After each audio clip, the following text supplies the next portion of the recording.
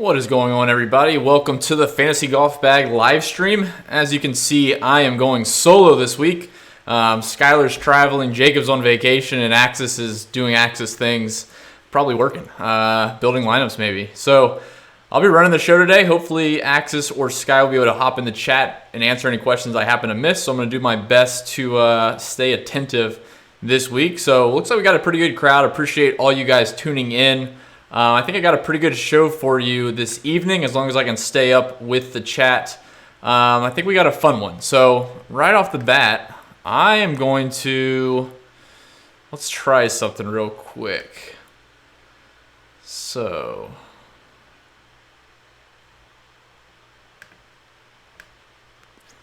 bear with me. Trying to add a little bit of flavor, especially if I'm going solo. This is, I got no one to talk to, just answering questions. So let's do this.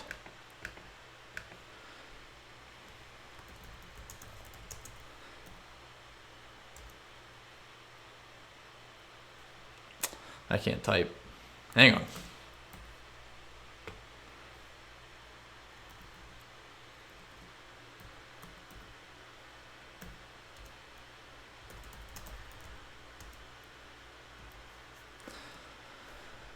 All right, let's try this out. So you'll see a poll up on your screen. We got something extra saved for later in the show, possibly when we get to the giveaways. You guys might like it. So go ahead and vote. I think you just got to type it in the chat, and it should update for you. Let's see.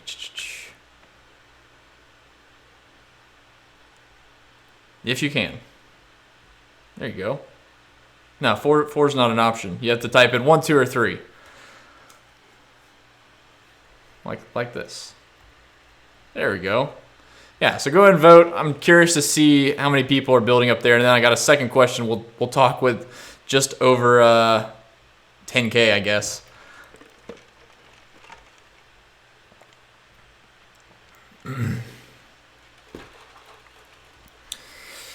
All right, 3 of 5 so far.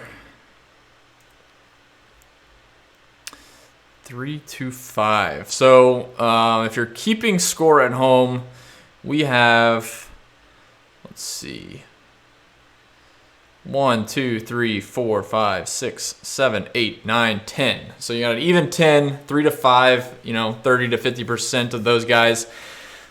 It's probably 3, including 3 to 5 was a little bit rough. I'm assuming most of you guys are in that 3 to 4 category. More than 5 stars and scrubs. I like it. Yeah, 9K up to max. Sorry, 9K plus, 9K and 10K, not just 9K. Perfect. So, say 60% are building 3 to 5, 9K plus. Orange Man already killing me. So, yeah, guys, let's go ahead and talk about this 9K and up range. Obviously, I think most people are going to be building around Matsuyama, kind of with the price, how he plays statistically. At 10.2, he seems like the only normal priced guy in here. I know he in a little bit stronger field, we'd probably see him in the 9K range, but yeah, 10.2, I feel like it's pretty easy to build around Hideki. So I see similar ownerships between him and DJ. So I'm curious to see how that pans out. I'd be willing to bet Hideki gets a bump over DJ slightly.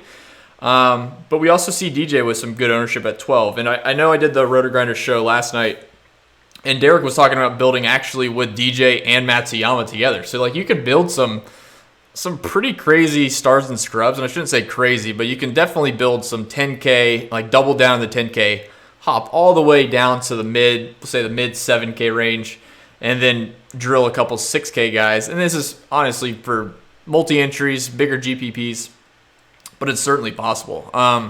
For me, I'm not really going to touch any Fowler, not going to touch any Woodland. It's certainly a price thing a bit, but you got a DJ right there. If you're going to pay up for a Fowler, assuming you're building only a handful of lineups, why not just pay up for DJ, extra $800? Or if you're really stretching it to get up to a Woodland, Matsuyama, that's a big price savings. So I think Matsuyama is definitely who I'm I'm building around. I'm not sure. I think I have one lineup on DraftKings with DJ, and all the rest pretty much built around Hideki. And I actually built a couple that started. It was either, I think I started with Ryan Moore, or it was one of those I talked about last night where I started with Patrick Reed. So, yeah, you can definitely build out of a lot of these 9K and up guys. Probably, if I had to rate them kind of point per dollar, I guess, it'd probably be Hideki, DJ, Ryan Moore, and then I would probably give a little nudge to Billy Horschel at 9. I mean, he's definitely playing better tee to green, so I do like that there. We'll get into some 8K and high 7K range.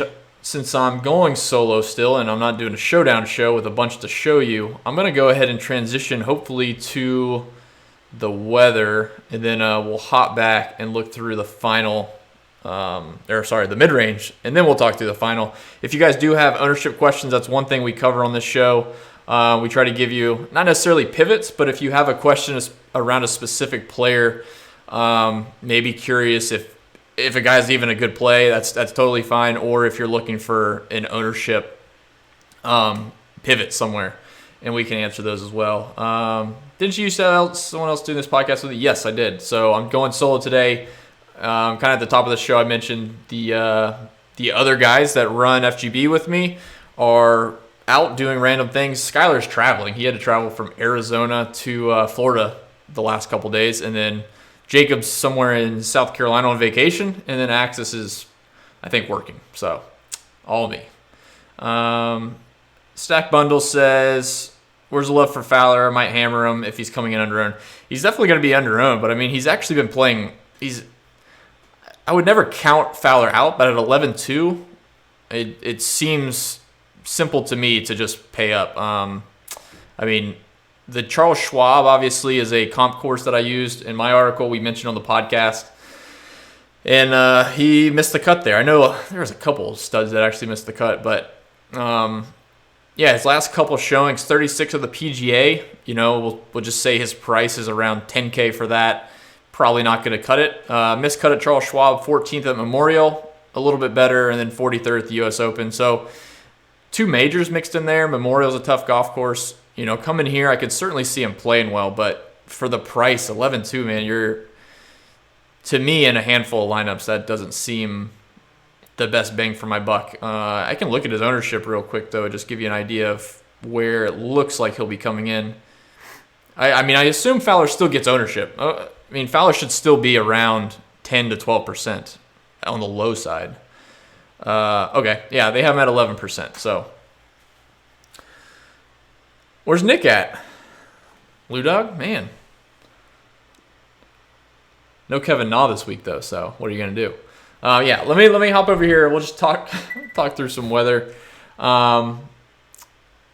Let's see. So we had a little bit of talk in our chat about Thursday, Friday splits. And from what we could tell, there really wasn't much of anything. Looks pretty good weather. Obviously, Thursday here. Sorry, too far down. Thursday here. You know, super calm throughout the entire day. You know, 5, 7, 8 miles per hour in the late afternoon. Not a big deal at all.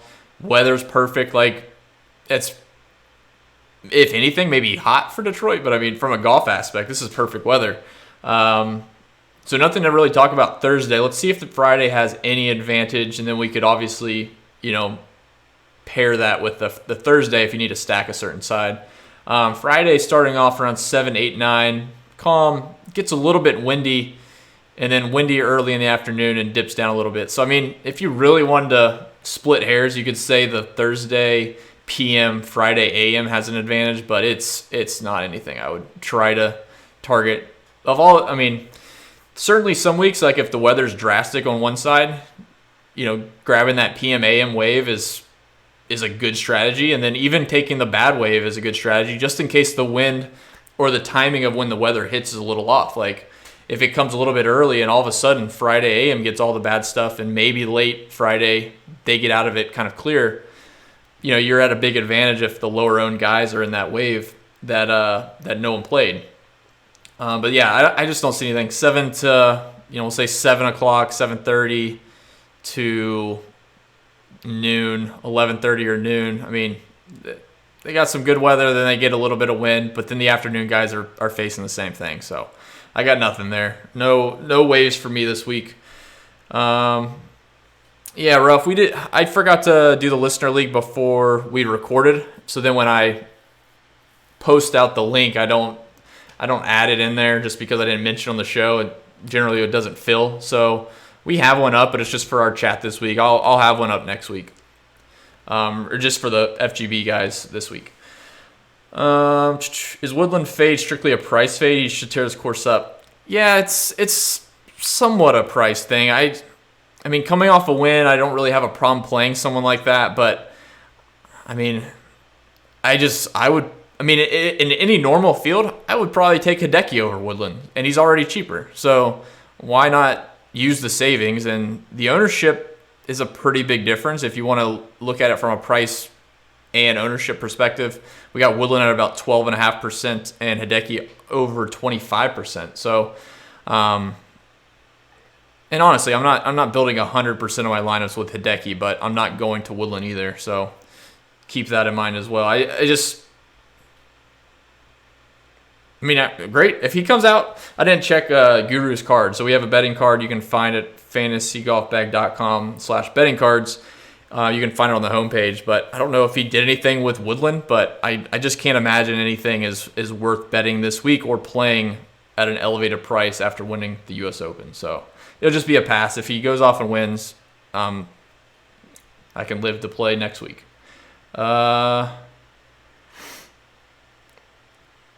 Yeah, major hangover. Woodland seems like a down-to-earth guy where I don't really see an issue with him, winning. Down-to-earth is probably a bad description for why a guy can handle winning a major, but I'm trying to put this in a different perspective. Like, Woodland winning, I feel like he's so calm and collected that it doesn't, raise him up and all of a sudden now he feels like he has this extra burden because he's a major champion. I feel like he can show up here and he's just, he won. It was kind of like Jason Duffner a few years back and Keegan after they both won the PGA Championship. They basically they didn't change. I mean, Duffner got a little fatter, but outside of that, they didn't change their perspective on playing golf tournaments. They were just still the same bad putters, good ball strikers. Woodland can show up here, same ball striking. It's just a 10-9. You're really looking for a top 3, top 4 place finish, assuming all these people make birdies, which is also a different factor we can talk about. The ownership gap is pretty big, Skylar. Let's go ahead and drop down into I'll hop back over here. I got a good one for you guys. Let's see here.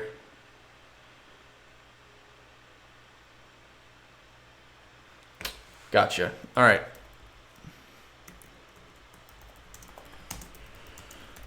I'm going to drop another poll in here. Again, going solo, so trying to add a little bit of flavor to this. Otherwise, I'm actually tempted to play some background music on this thing.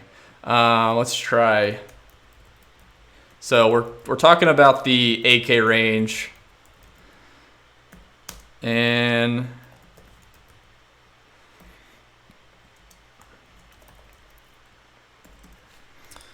all right, you got to type in 1, 2, 3, 4. Who's your favorite play? I feel like these are the most popular guys, and they're all in the mid 8K range. So who's your who's your favorite in this mid 8K range that you're going to be riding with this week? I've heard people going back and forth. I feel like Hovland's going to get the least amount of love, so I'm curious to see where our chat is looking. But Streelman's coming in great. Sabatini's coming in great. Hovland's coming in great. I should have put in another option to play both. So if it's both, just comment both, I guess. I think I played all 3 and actually tried to get all 3 in one lineup just because I feel like that'd be somewhat contrarian this week if people are just using them as one-offs in that good range. But I don't think many people will play all 3. So trying to look at lineup construction slightly different. So what do we got? Sabatini, 36%. Streelman, 28%. Hovland, 20%. Vidro Vlad says both.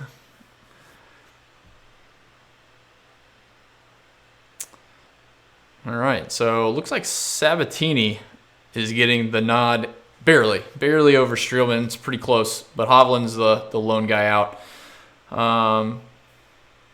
Cool.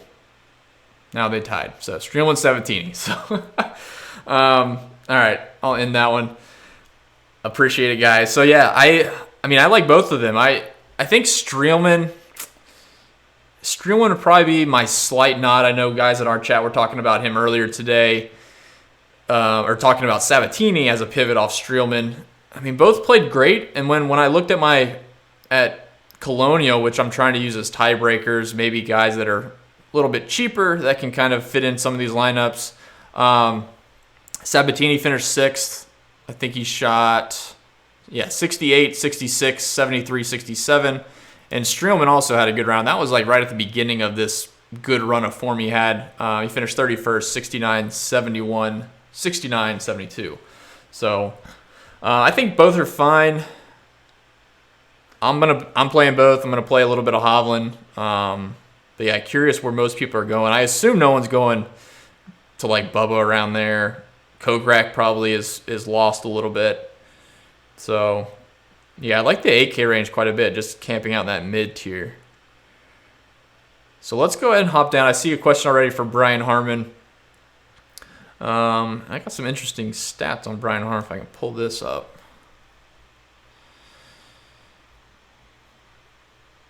Yeah, so like Duffner and Harman are two guys I purposely didn't include in that poll. They're two guys that I can't play Bubba until I see that button undone once. Did he button it all the way up? Tiger used to do that. Giant Beer, I got Harman, or what I'm seeing. Yeah, I actually do. Harman's a really good pivot off of Duffner, in my opinion. Off the Streelman Sabatini, I don't love dropping down that far unless you have a pivot somewhere else. But like if you're falling into 8,200, 83, and you don't have anywhere to pivot to get a little extra salary, I think if you're torn between Duffner and Harman, Harman's probably the sneakier. He's certainly lower owned, but I think he's sneakier coming into form. We talked about him last week, and again last week, he was near the top of our stats, our new stats, as far as different weighted proximities. He hit nearly 40% of all of his approach shots inside of 18 feet, 45% inside of 24 feet, and he gained strokes on approach.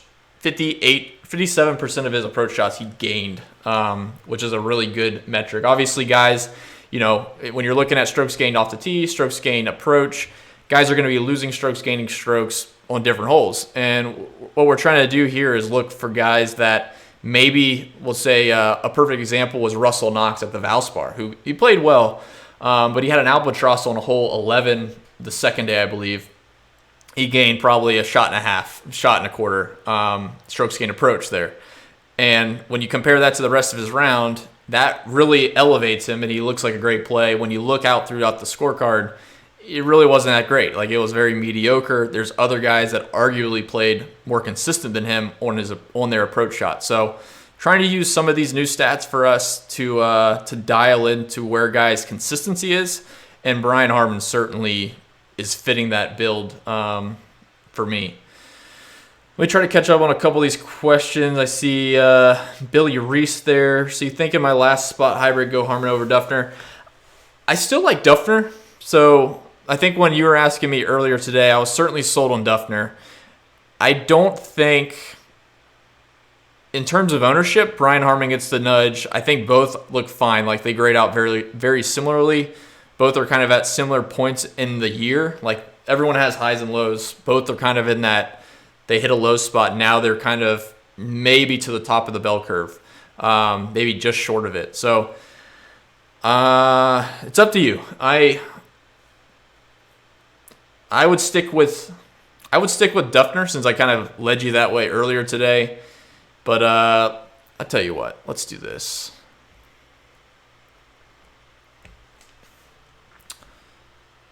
Thoughts on Aaron Wise? I'm not going to play any Aaron Wise. And Billy, hang on one second, man. I'm going to look something up. if I can click it. Wow, I can't click it. Well, while that goes up, let's do this.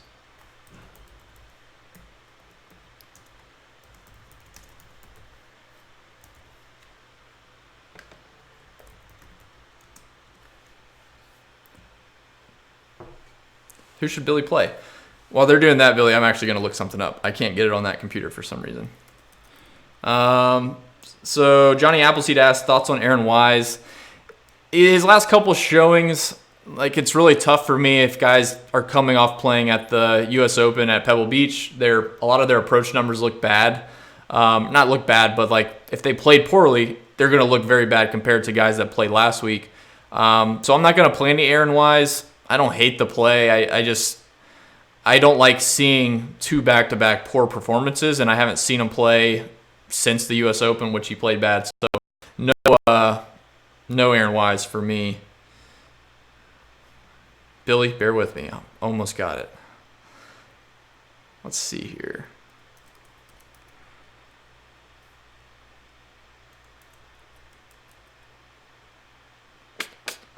Well,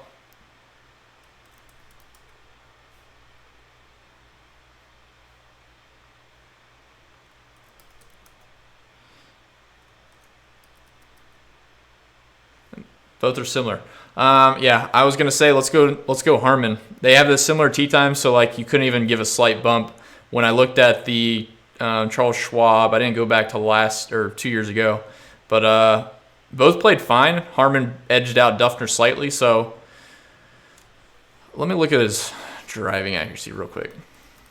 Sorry to linger on one guy, but Billy is a member, so I can't steer him the wrong direction.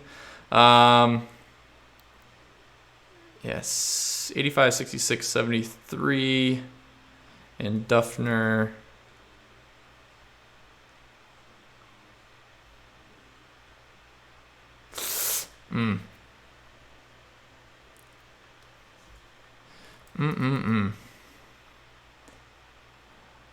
Super close on Duffner and Harmon. So I still think the edge is Duffner slightly. His ownership's going to be slightly higher. So if you want to take a stand against the ownership, it's about 10% higher on Duffner. So I would argue that Brian Harmon's ownership leverage is probably more valuable than the consistency Duffner is. So yeah, let's ride with Brian Harmon. Thank you guys for voting. Billy Reese is going to win all the GPPs. Golf Cheese, I see yours. Let me just hop up just a bit. The winner here does get into the Open Giant Beer if they are not, obviously if they're not already exempt. I think it's the top four, actually. If they finish in the top four, they're not already exempt, they get into the Open. I'm like 98% sure. But someone definitely gets in if they're not already in. But I think it is actually to the top four. 2 of the top 8 is what Luke says. So thoughts on Troy Merritt? I think he's fine. I'm actually probably underweight to the field on him. I just don't really.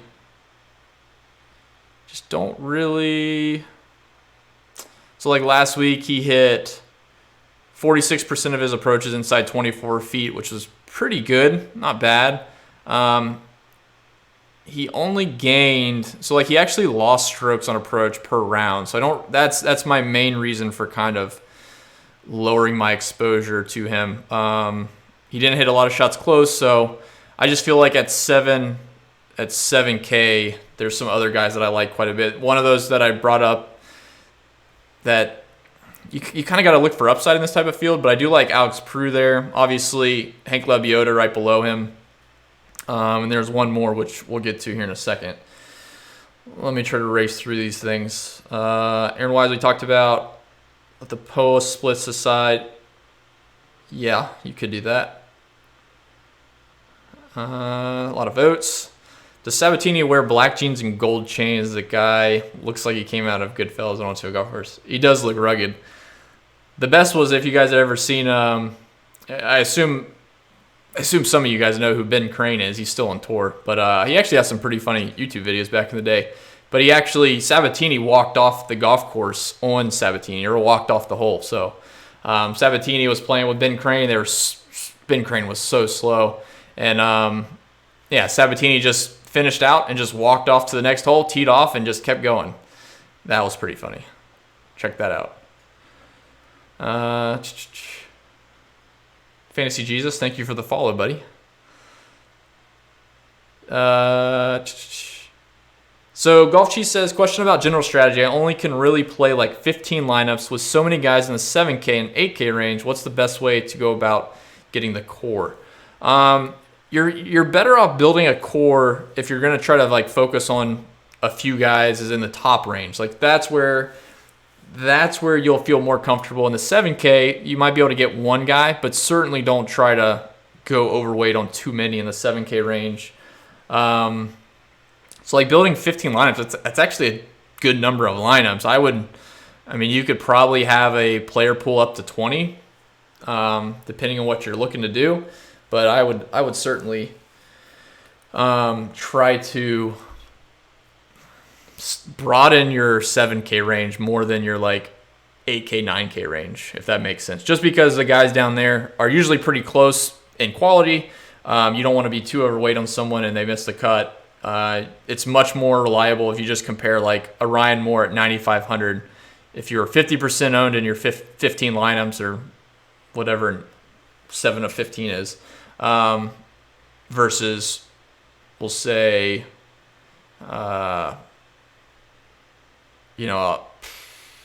who's in the mid sevens? Kyle Stanley probably. Like that would be a good stand, but still you wouldn't want to be like 50% Kyle Stanley. Fantasy Jesus. Yeah. So with the whole core talk, like talking about tight core, you're trying to cover bases. Like PGA DFS is like MLB DFS. It's not like any other DFS sport. It's not like NBA. It's not like NFL. There's no correlations, but MLB, the projections are so minuscule. There's really no projections in golf. You're trying to pick out guys that are going to perform well. How they perform well is relative to the field. If it's a 25 under winning score, that's relative that week to the winning score. Like all of a sudden, a 7K guy that shoots 20 under doesn't all of a sudden make him like a good play just because he shot 20 under. If everyone else is like the tournament champions and shot 32 under, that's not good. So I view PGA DFS GPPs like MLB DFS, and all you're trying to do is you're trying to get to first place. So what you're trying to do is get as many opportunities for leverage on the field. If guys are building a core that's too tight, then you have a big leverage on their lineups. Like how much leverage are you going to have at 15 lineups versus the field? You're better off, in my opinion, what I've tried to do in all the milli makers and all the big GPPs, even in MLB, you're trying to get combinations that don't overlap so much where you're shot in the foot on Friday.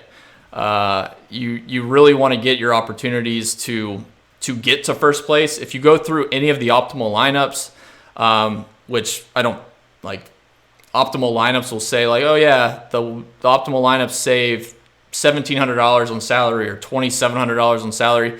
You don't have to worry about that. But if you look through the winning scores, like the point totals, there's probably 400 different combinations of golfers that you could have between first place and 15th place.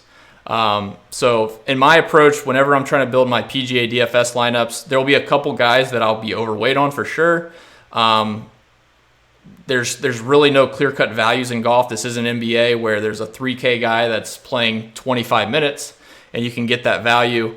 You're really trying to get upside. You're trying to spread out your GPP so that you can have an opportunity to win. Like if I finish first and all the other ones miss, that's what I want to do. I don't want to have a tight core where it's like, oh yeah, you just finished inside the money, everyone cashed. That you did a great job. You're very good at this because all of your lineups cashed that week. No, you probably made like $50 is that your goal? Then probably you should play double ups. So keep that in mind. When you're playing GPPs, it's really an all or nothing attitude. You're not trying to build this, cash lineup core that, oh yeah, if these 4 guys, finish 1, 2, 3, 8, I'm going to have a great chance of cashing. So you can try to build your own strategy, and it certainly changes if you're building 15 lineups versus 150 lineups. But I am really a big fan in these more variant DFS sports, trying to get a player pool, and then you're trying to get your combinations right so that you can win. I'm not trying to have, 60% of my lineups have the same 4 players. That's not how I approach GPPs, because my whole goal is to win. If every lineup finishes dead last, then mission accomplished. So Straka's fine. He's still playing really good. He's so streaky with the putter, so it's a little scary. I'm probably even with the field in my exposure to him this week, but and honestly, it's because people are kind of catching on. If he was like he was last week, or the U.S. Open and the Canadian Open, I'd be heavily overweight on Sepp Straka, but he's starting to get more buzz, and I don't love it. So I would, and he's not like a no-brainer play either. So let's see, Lou Dog, Golf Boys, top tier YouTube vids. Yeah, go look up Golf Boy. I think Fowler's in those videos actually. Him and Bubba, it's awful. Mackenzie Hughes, he's not in my player pool. I'm not playing him. Orange Man playing Survivor. Stack bundles. Sorry guys, I'm catching up. We're there. Nick's here. Nick, some especially when I'm going solo, no one can dissuade me from my my spiels. So we stopped in the 8K range on a Brian Harmon topic, and then we really went off the rails. So I'll briefly go through the 7K. I know we're 9:35, so what we'll do is go through this last bit. We'll answer the last couple questions, and we got some fun giveaways. Obviously, hopefully you guys saw we got our new shirts in finally, no longer on back order. So thanks to Chris Ferreter in chat. So we got those in, and they will be on the website probably tomorrow. I'll take some pictures and put them in the pro shop, and we got some to give away tonight. So let's get to it. In the high range, so KH Lee, I was really contemplating playing a little KH Lee. His freaking pops on the first rounds drives me nuts, but then he can't sustain it. He had a withdrawal earlier in the season with a hip, so I'm just taking kind of a wait and see approach on KH Lee. I honestly, if you want to play him, he's super low owned. We've seen him pop. We saw him do it last week and then kind of did nothing. I don't have a problem with him in general. It's actually pretty impressive. He's very solid. But this week, I'm not venturing too far off in this high 7K range. So my main targets here, certainly Charlie Hoffman off last week's MC. I like him quite a bit. Yeah, you could play KH Lee for Showdown. I know Orange Man asked a good bit on Showdown. A lot of times your Showdown plays for round 1 at least, just because there's no data, will overlap with your full week rosters. I talked with, I think Noto mentioned a little bit when he came on the show a couple weeks ago. You got to kind of look at Showdown a little bit differently. So look through the first round lead odds, maybe roster some guys that aren't in your full week rosters or your player pool. And it's not necessarily a hedge thing, but like a KH Lee, as a good example, isn't necessarily someone that I would want to roster for the full week over a Charles Howell. And Charles Howell hasn't been playing great, but I would certainly say Charles Howell consistency on 4 days at the same price is probably better. So yeah, I certainly take a slightly different approach to round 1 showdowns. Obviously round 2, round 3, round 4, you can use our showdown model, the light version or the premium version, and you can kind of figure out where guys are in their games relative to the field. That's always helpful. But round 1, even myself, I find it's so easy to just all of a sudden throw in your weekly lineups because all the players are priced the same. I think they're priced the same. And then you're all looking at the same data Monday through Wednesday. So I think KH Lee would be a great showdown candidate for round 1. Orange Man, don't ask me if you should change someone else out of there. Yeah.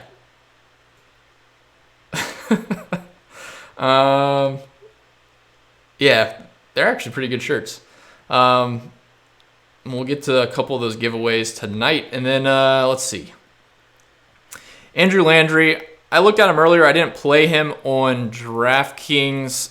I was thinking about playing on FanDuel. I think he's pretty cheap. I think Landry's fine, actually. He's 68, I think. Yeah, 6,800. I got no problem. I know last week was a little bit suspect after round 2. He did miss the cut at Colonial, so that was a little knock for me. But he did shoot 69 in round 2. He just blew up on round 1, so totally fine. But yeah, Lebiota there. I know Nick's mentioning it. Certainly the preferred play. He's been really consistent. Like really consistent. We haven't finished the 7K range, but let me just pull up Lebiota's numbers real quick. Yeah, like it really. The reason why I kind of added Prue yesterday was a little bit of green regulation, but his driving accuracy numbers are just crazy. And a lot of these 6K guys, you're trying to look for a little bit of safety, like you're trying to grasp onto something. And driving accuracy to me for them shows me that they're at least hitting a lot of fairways. They're getting opportunities to hit greens. Whether or not they're hitting it close is a different story, and whether or not they're making putts is also a different story. But yeah, Lebiota, I mean, he's been over 50% driving accuracy all year. He hit 89% of his fairways at the Byron Nelson, 62% at the Canadian Open, and 68% at the Travelers last week. And then all of his green and regulation numbers have been right around 70%. So, I mean, he out of the 6K guys, and honestly, he's the high 6K, so you can compare him to the low 7s. He's been playing the most consistent golf of pretty much anyone in the low 7s and the 6s. Low 7K, Sam Burns, 10 straight cuts. I think he had. Let me check that on you, because didn't he withdraw because he had a back injury at the Wells Fargo? I'm too busy watching the debate. Mike H3 Buddha, thank you for the donation, man. Add a couple comments to that. We'll be in business. He says he can't watch. He's too busy watching the Democrats debate. So have fun with that, buddy. All right. Let me hit the Sam Burns question real quick, and then I'll finish up on the 7K. Sorry. I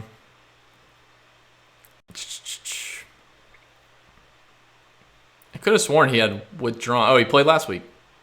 He withdrawn at the Memorial. All right. So, yeah, I don't really like what I see with his driving numbers for Sam Burns, so that's out. I think his birdie or better number is really good, which bodes well for this week. But, yeah, not for me. Again, 7,100. If he was like 6,400 around Josh Teacher's price, I'd probably take some stabs on that. But, yeah, 7,100 for me. I would need to be making a lot more lineups to fit him in. He was DFL. He shot like 80, or he went from, the heck did he do? He was like -4, -3 through 5 holes, and then shot 80 or something like that. Like crazy. The one guy I do like coming back from injury, again, I'll get back to 7K in a second, is Sam Ryder. I kind of view them the same because of the Sam as the first name. But, yeah, Sam Ryder played last week after a wrist injury I think he had a couple weeks ago. He played Memorial, made the cut, played okay. Played last week, finished 51st, so not, shattering any records. But 72% green and regulation, 70% driving accuracy. And yeah, if we look through his approach numbers, he was just under a stroke gain per round on approach, 30% inside of 18 feet. Like, I think Sam Ryder's probably, I know it's not comparable because it's a little different in price, but I do like Sam Ryder at 6,600. I will be playing him this week. This is probably a good field for him too, because he was he was almost first round lead at the Texas Open or whatever it was called last year, and he was like 8 under through 13 holes or something crazy. Then they had the rain delay, and he came back out, and I think he finished at 8 under, but he had a legit chance at 59. So Sam Ryder can go low, and that's a good opportunity for him this week. All right. I see a couple more questions on some 7K guys. I see Max Homa there. Give me just a second to hit these other 7s, and then we'll get to those. And then we'll get to the giveaways with some time to spare for questions. Yeah, so Charlie Hoffman, I like a ton, 7.8. Going down a little bit further, there's 3 guys. So this is probably a good opportunity for a poll.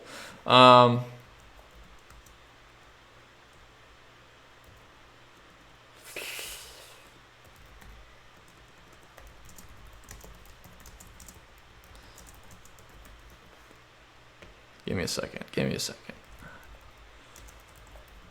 I got my thoughts, but I mean, why not? Nick, welcome to the show. You're about to enjoy this. This is a really good data-driven analysis that we're about to get from the crowd. That should do it.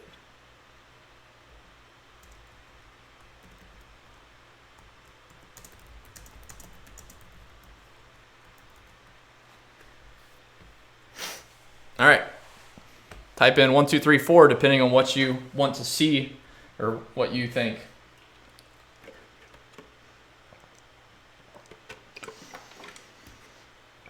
Oh, man.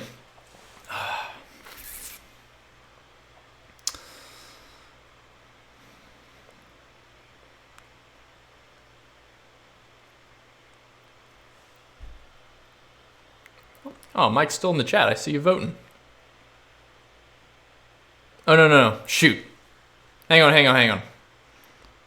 Stop. I messed up. It was not supposed to be Nick Taylor. It was supposed to be Nick Watney. I'm an idiot. Sorry. Redoing that.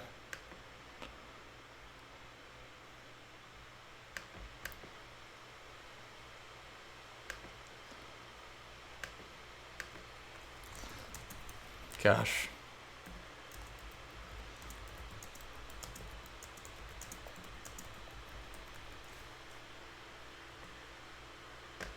All right. Vaughn Taylor, Peter Malnati, Nick Watney, or do they all make the cut? Oh, man. This is amateur hour, Mike. It's like I don't even know what I'm doing. That's fine. Luke, sorry, man. Oh, wow. Peter Malnati getting nothing.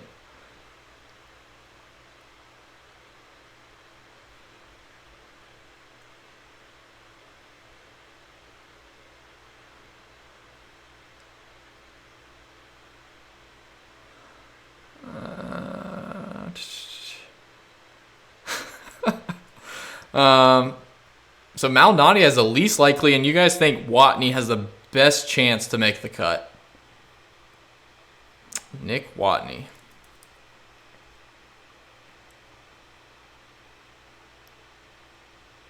Huh.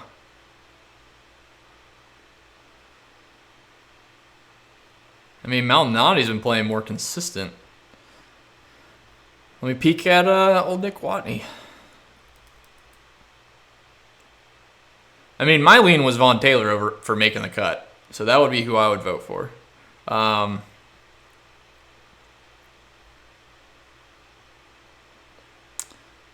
I mean, they're all playing good. That's it makes it a really tough poll, but let's finish that guy off. And thank you to those who say I suck. I appreciate it.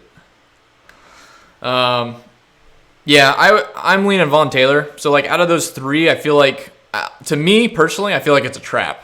The ownership there is really congested. They're all around 15%. Malnati's the lowest at 10%, but Vaughn Taylor at 15, Nick Watney at 14. I'm trying to stay away. I just feel like, the win equity is not great. I'm in the bigger GPPs in this type of event. I could probably pass that up. I can go up to a Hoffman and then skip there. It just seems like a lot of people are if they need to fill a mid 7K slot, they're going to fill it with one of these three guys.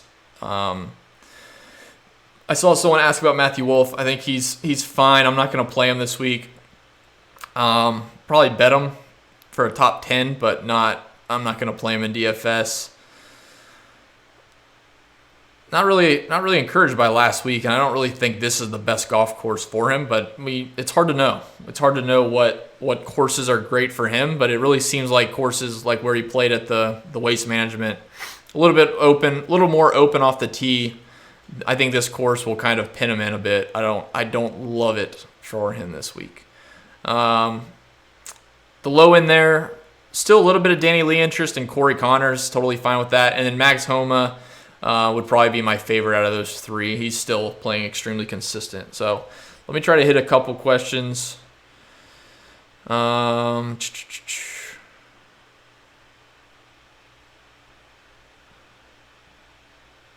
Yeah, Fantasy Jesus likes Burns. Perfect.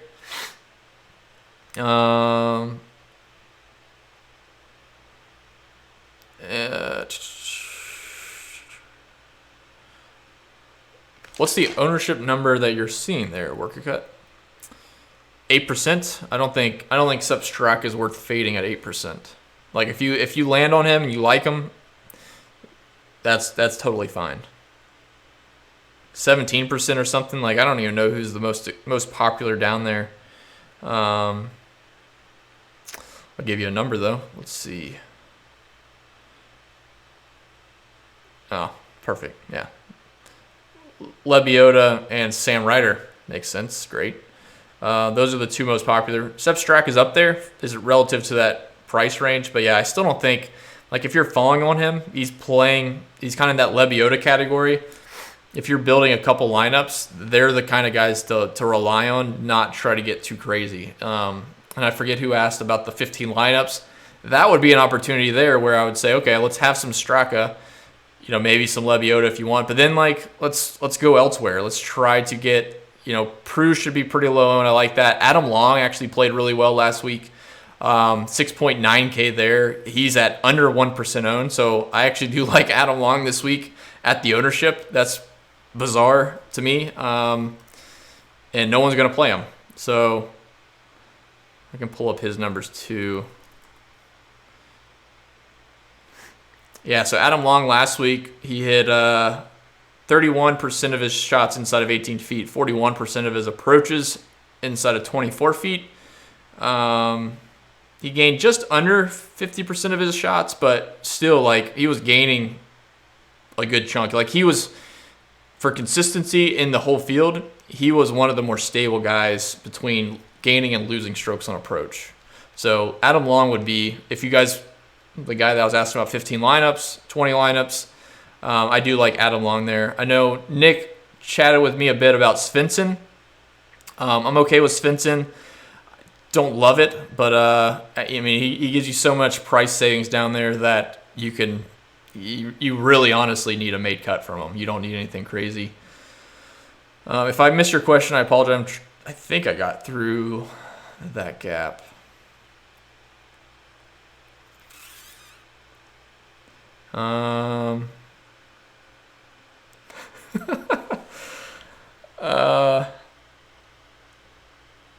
Okay. Yeah, now we're getting there. Vaughn Taylor never goes back to back. No, he's been making some cuts, but his driving accuracy numbers look good. That usually, strokes gained off the tee is pretty consistent for the entire year. Driving accuracy tends to be pretty consistent. If a guy's a bad driver, you'll see that every week. If a guy's a good driver, you'll see that every week. Just look at, Adam Schenk or Prue, Vaughn Taylor, for example. Those guys tend to keep those parts of their game consistent. Worker Cut mentions Doc Redman. I think he's also an interesting play if you're building several lineups.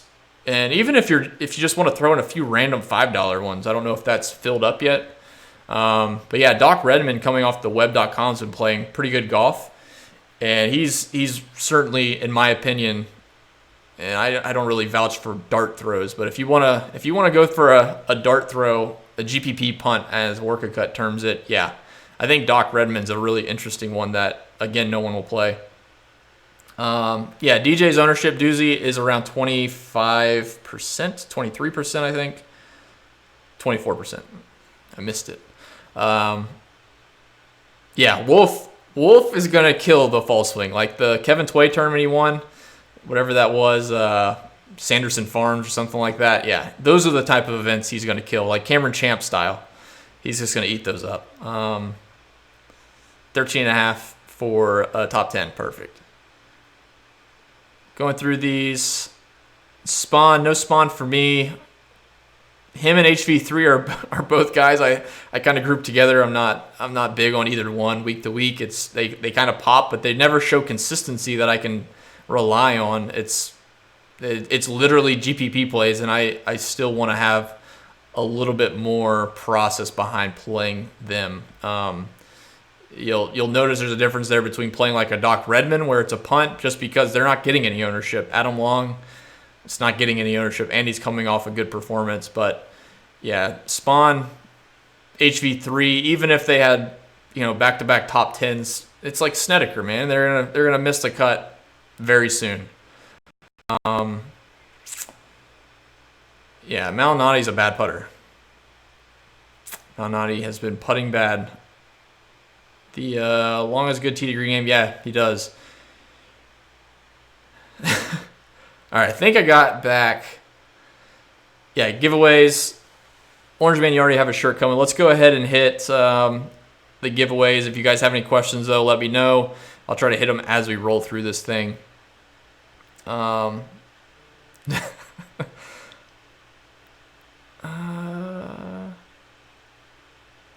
So Redman asked, what are you using in your model? So for me, this week, my primary mix, so all the stats that we use at Fantasy Golf Bag, the only ones that I'm actually weighing in my model, if I can pull it up. So I got, so we have a strokes gain field differential, which basically just rates their strokes gain total to the field that they play in, which is the exact reason kind of why I brought up that 21 under doesn't really matter if the winning score is 30 under or something. But yeah, I weighed that for the year. I do like looking at the longer term form to kind of hold guys together. And then primarily my model mixes the 5 tournaments and 10 tournaments, looking at weighted green and regulation just because they're coming off the U.S. Open at Pebble. So some guys' green and regulation numbers can look like just complete garbage. But relative to the field, they're actually pretty good. Like 55% green and regulation at Pebble's awesome. Last week is not good. So looking at weighted green and regulation, strokes gain approach, strokes gain off the tee for the last 10. And then I am looking at birdie or better for the last 5 and for the year, trying to get guys that are making a ton of birdies. And par 4 scoring. I do have par 4 scoring. So let's see. Yeah, Champ's lost, man. He's seeing Sean Foley, so we did mention Hoffman. I like him a ton. I'm going right back. I played him last week. He killed my best lineup, and I'm not afraid to try him again this week. So let's go ahead and transition to the giveaways. You guys can keep popping questions in here, and I'll try to stay on. Man, it looks so lonely with just my face on here, just my box. Let's see. Panda was. All right, so what we got right now, so we're waiting to get some more shipment of hats. So the shirts are in, no more back orders, but we are waiting on the hats to come in. So right now the wheel only consists of t-shirts. The colors represent the color shirt. And then there is a random, which I think we're going to kind of do it on the fly. So maybe no one does it. So we're just going to do 2 giveaways tonight since I'm running solo. I don't have Jacob or access to talk nonsense. So Horse Player, I think I do owe you a shirt. I think it was blue. So thank you for reminding me. Let's do this thing.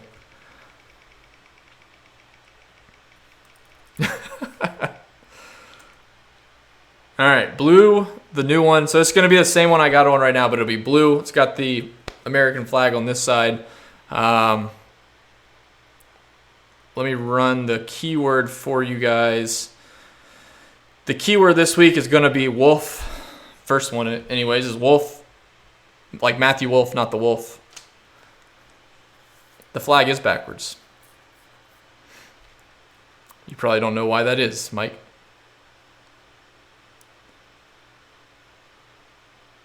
Oh, yeah. Yeah, so, type in Wolf if you want to be entered into the giveaway, WOLFF. So the shirts we got more reds. People like the reds. A new blue, the army green, a gray, and then we still have the two different shades of green from last batch that we have some mediums and I think maybe some larges, but we got some extra larges and stuff in. So, Skylar, that won't work, buddy. All right, guys, let's go ahead and roll it. 3, 2, 1. Doozy 350. I'm going to get all these guys confused, but sounds familiar. Maybe you won, maybe you haven't. I'm not sure, but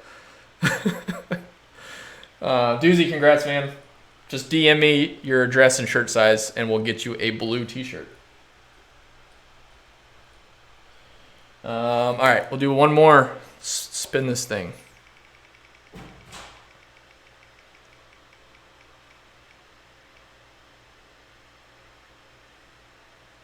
All right, red.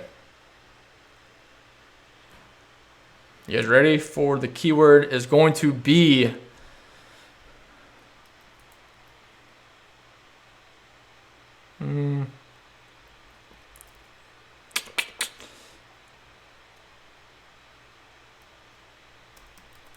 all right, keyword's 8 Mile. I couldn't think of anything better. We have the Koepka Smalls. Look at Doozy going back to back.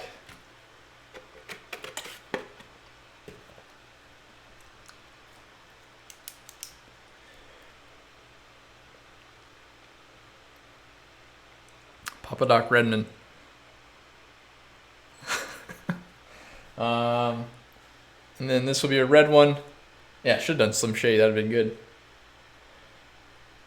So red shirt is going to go to 3, 2, 1. Ballin Reese 82.